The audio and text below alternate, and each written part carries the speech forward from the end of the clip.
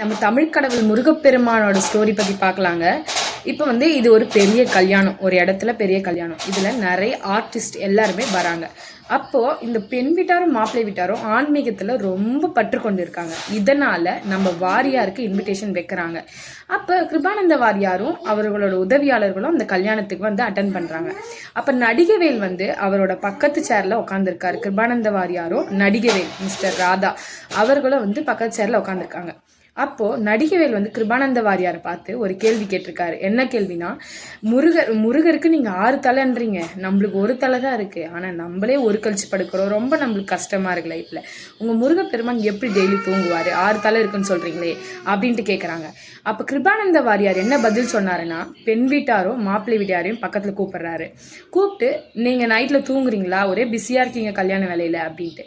பெண் வீட்டாரும் மாப்பிள்ளை வீட்டாரும் ஒரே கோரஸில், இந்த கல்யாணம் முடிஞ்சாதாங்க எங்களுக்கு தூக்கம் வரும், நாங்கள் தூங்கி ரொம்ப நாள் ஆச்சு அப்படின்றாங்க.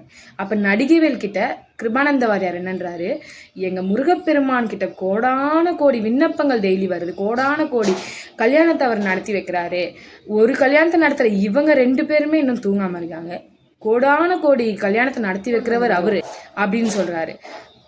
நான் இதுலேருந்து என்ன கருத்து தெரியுதுன்னா, நம்ம முருகப்பெருமான் நிறைய கல்யாணத்தை நடத்தி வைக்கிறாரு. உங்கள் வாழ்க்கையிலையும் நிறைய அதிசயம் நடந்திருக்கும்.